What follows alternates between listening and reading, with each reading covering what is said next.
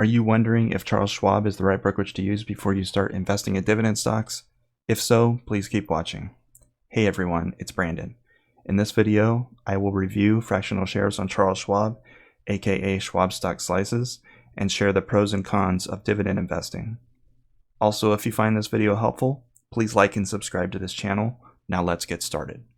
So, what are fractional shares? Fractional shares are partial shares of stocks, of whole stocks of companies.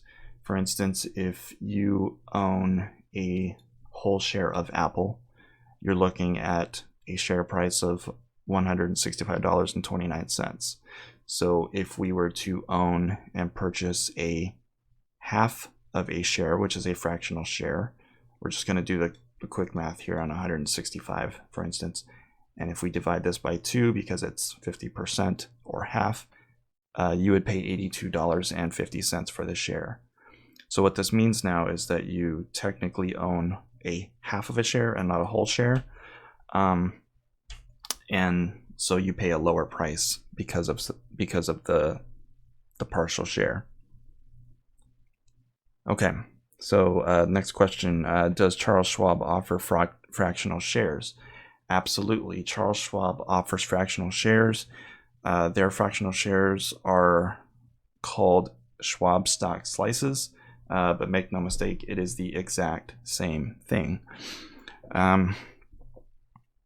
So how exactly do fractional shares work?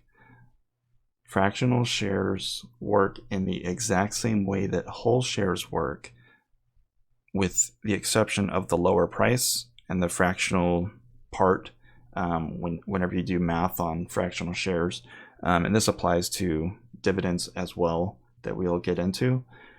But basically, when you purchase a fractional share, you purchase it the same way, you can sell it the same way. They're always traded the exact same way. It's just the math is a little bit different. Everything is in a fraction or a percentage.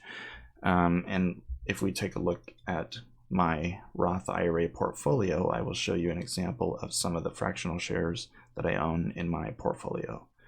So, for instance, I own some shares of Apple, and I have purchased these all using fractional shares or Schwab Stock Slices, and I own exactly 4.8486. So I almost own 5 whole shares, but if you look down this list, you can see that there are pretty much only fractional shares in this list. Occasionally, I'll have a stock such as Comcast, for instance. If you look at this price, $47.58, I usually buy more than one whole stock at a time, sometimes less, just depending on my budget for that particular paycheck. But for the most part, I purchase all these in fractional shares. In other words, they work exactly the same way as whole shares. Okay, so what about dividends? How do dividends work with fractional shares? So first off, do fractional shares pay dividends? Yes, they do. They pay dividends in the exact same way that whole shares of stocks would pay a dividend.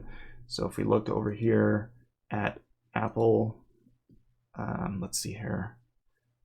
So Apple pays a dividend of 88 cents per year. So if you owned exactly 1/2 share of Apple, your dividend payout for that year would be 44 cents. It literally works the exact same way. The math is just a little bit different. It looks a little bit funny in your history with your brokerage, but make no mistake, it's literally that simple. Okay, so let's talk about the pros and the cons of fractional shares. We'll start with the pros of owning fractional shares. First of all, the first pro would be that you can purchase stocks with a smaller budget. So normally if you went out and you wanted to buy a stock such as Apple, if you didn't want to pay $165, or if you didn't have $165 to purchase Apple, you could buy literally $5 worth of Apple using fractional shares. You can do this on Charles Schwab. You can do this on any other brokerage out there that offers fractional shares. So one of the biggest advantages, in my opinion, is that people with less of a budget to spend on investing can start investing with very little money.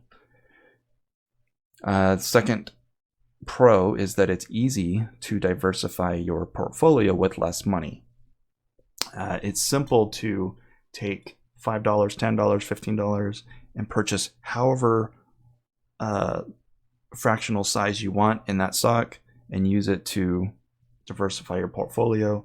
If you wanted more Apple than you want, let's say Amazon, or if you want to diversify by your sector, it's easy enough to put more fractional dollars into, let's say, the communication sector, or more into technology and less into communications. So that's one of the other pros. And then the third pro, and this is a huge one, and this is something I follow religiously, is dollar cost averaging.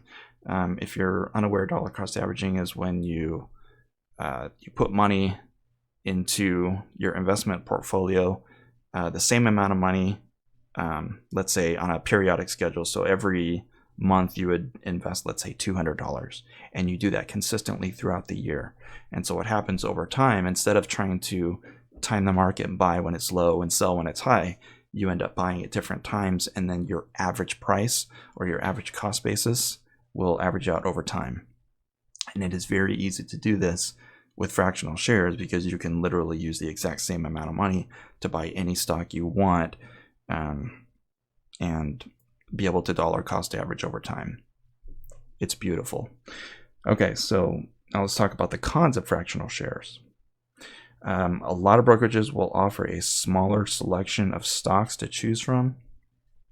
For instance, with Charles Schwab, they actually have a pretty large selection. With Charles Schwab, they allow you to choose fractional shares of stocks that are part of the S&P 500 index. And those are the only ones at this time that you can purchase. So if you want some of those offshoot stocks, like some of the crazy biotech stocks that are skyrocketing in price every 2 weeks and dropping back down to zero in 2 weeks, you're not going to be able to purchase those. So with Charles Schwab, you are limited to the S&P 500, but that's okay, because those are the only dividend stocks that I honestly would recommend investing in the first place. So that could be a con depending on how you look at it. Next, transferring to another brokerage from your current brokerage may or may not be possible. So if you're on Robinhood and you wanted to transfer over to Charles Schwab, for example, it's possible that Robinhood is going to charge you not only a transfer fee, but they may not transfer fractional shares of stocks at all. I'm not really sure. You want to look this up yourself.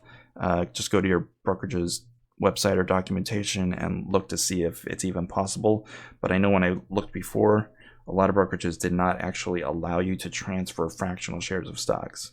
So depending on you and your situation, which brokerage you want to go to, or if you just want to stick with your current brokerage, this may or may not be a con once again, but just something to be aware of.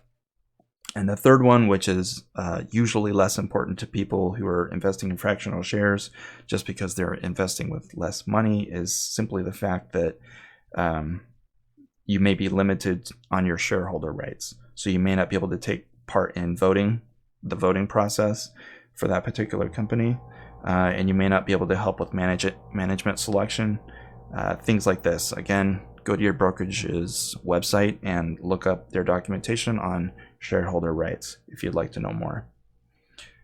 Okay, so now let's get into some more technical stuff. We're going to talk about transferring money into Charles Schwab. This is a relatively straightforward process, but I just want to take you through it because it is a little bit confusing for some people. So we're going to start with this menu up here. Normally, you would click trade if you wanted to buy, let's say, a whole share of stock. And you would be in this menu here, and you'd enter your ticker symbol and your quantity and everything you need to go through.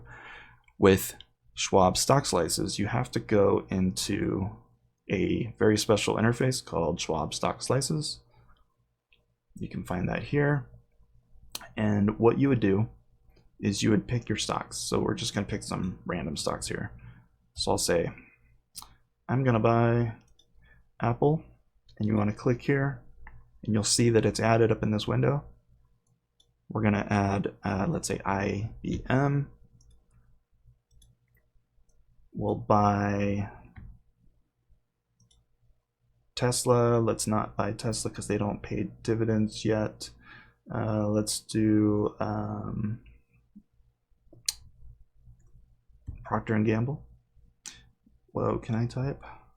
Procter & Gamble, here we go. So we'll add them. And we'll do one more. We'll just say, I don't know, Home Depot. These are just random stocks. So you select, you have all 4 of the stocks that you want to buy up in this window. When you have them up here, go ahead and click continue. And we're taken to this next screen. Okay, so this part is very, very important.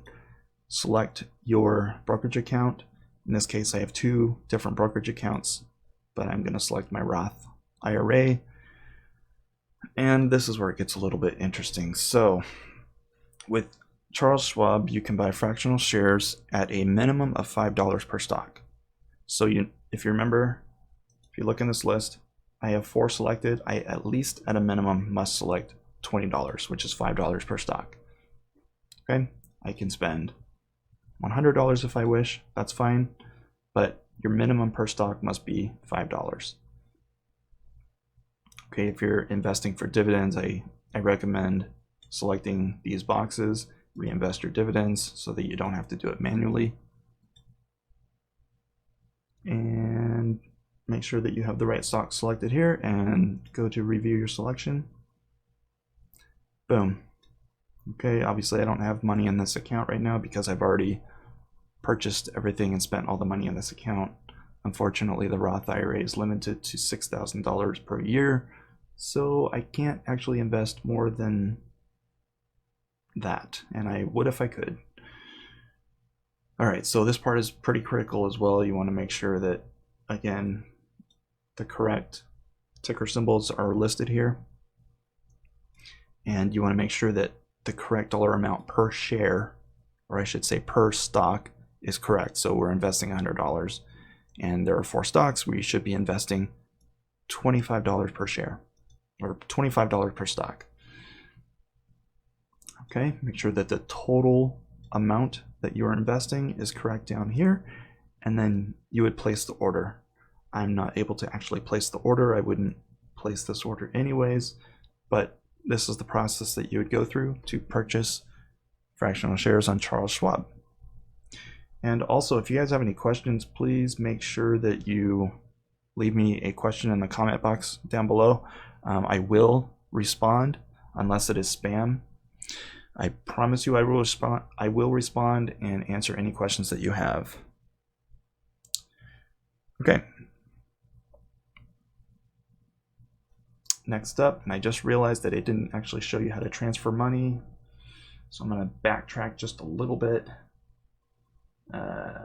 Transferring money, you want to go into, let's see, the account, transfers, and payments. So here I always select this first one. This is the easy way to do it. I don't know how to actually use these other ones. They don't apply to me. More than likely, you're going to be transferring cash between your bank account over to your Charles Schwab account. This is the option that you want to choose, online transfers. So I'll click this. Okay, so we're going to choose my checking account that I transfer money from, and then I select the account that I'm transferring money into, which is my Roth IRA. I'm only transferring cash. Normally, I transfer either $460 or I transfer $500 at a time. In this case, you want to do a one-time transfer. This is critical. You must get this correct. You want to transfer into the year that you are contributing to, so that when you do your taxes, your contribution year is correct. So as you can see, it doesn't list the older years, but for 2021, I maxed out at $6,000. So I'm going to transfer into 2022. Is this the only year that I have available to transfer into? Once you do that, click continue. I absolutely don't want to do that. And it takes about 24 hours to complete the transfer process before you can start actually trading stocks on Charles Schwab. And that is how to transfer money from your bank account into Charles Schwab. Okay, last but not least, I'm going to go back into my account and select my Roth IRA when it loads anyways. All right, here we go. So I will select the Roth IRA. And if you want to sell a fractional share on Charles Schwab, you'd go to this list here, you'd select your account. You can also swap accounts up here. But for instance, if I wanted to sell my shares of Apple, I would go here, select sell shares. The ticker symbol is already selected. You want to change the quantity. So let's say I want to sell 1 share. I would pick that. You can do a market order or you can do a limit order. For simplicity, we're going to pretend that we're doing a market order. And then I think that's it. Obviously you want the market to be open, but I believe you can set these trades up so that you can sell when the market's closed and then it will execute on the next trading day. In fact, here it is, timing. But usually I trade when the market is open. It's just easier for me that way. So from here, review order. You can review here to make sure that everything looks correct. Make sure you don't sell more or less shares than you actually intend to. I always advocate for reviewing these screens very carefully, just so you don't accidentally screw yourself. And then you would click place order and you'd be done selling your shares. So hey guys, thanks a lot for watching this video. That's it for today. Thanks again for watching, and I will see you next time.